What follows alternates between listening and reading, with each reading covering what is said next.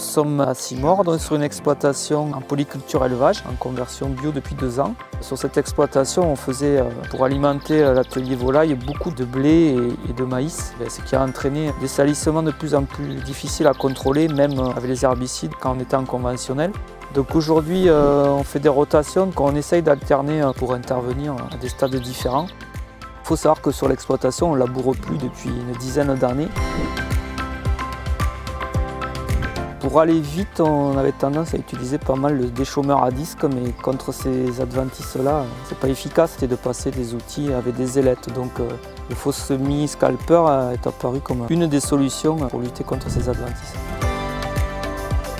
L'outil que j'utilise pour l'exploitation pour le faux semi-scalper, c'est un vibroculteur sur lequel j'ai mis des socs patte-doigts qu'on peut retrouver sur les bineuses. Au niveau des réglages, le rouleau émietteur qui est à l'arrière de l'outil permet de gérer la profondeur. L'utilité, c'est de venir couper les racines des plantes entre 8 et 12 cm et les mettre à nu sur le sol pour qu'en fait, tout simplement, elles se dessèchent et qu'elles ne repartent pas. Il faut faire ça sur un sol assez ressuyé mais pas trop sec non plus, sinon l'outil ne descendra pas en profondeur. Le fait de ne plus avoir ces repousses de faux avoine qui, si vous les retrouvez dans un blé, vont venir étouffer le blé et pénaliser le rendement. Autre point clé de cette technique, c'est de s'assurer d'avoir au moins 3-4 jours de soleil derrière pour bien détruire ces plantes. Ce qui me permet de le repasser ou pas, c'est tout simplement s'il y a des plantes qui sont passées entre les mailles du filet. Et aujourd'hui, oui, je vois une diminution du nombre de chardons dans mes parcelles. Bon, la faux avoine, c'est quand même une adventice assez dure à détruire, puisqu'on peut retrouver des graines très longtemps après.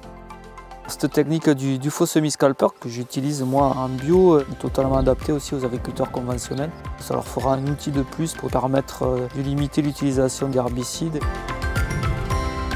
On n'a pas d'autre levier pour se débarrasser des faux avoines, même la rotation, ça reste quand même une problématique. Avec la combinaison de l'outil scalper et des rotations, le nombre d'adventices a tendance à diminuer.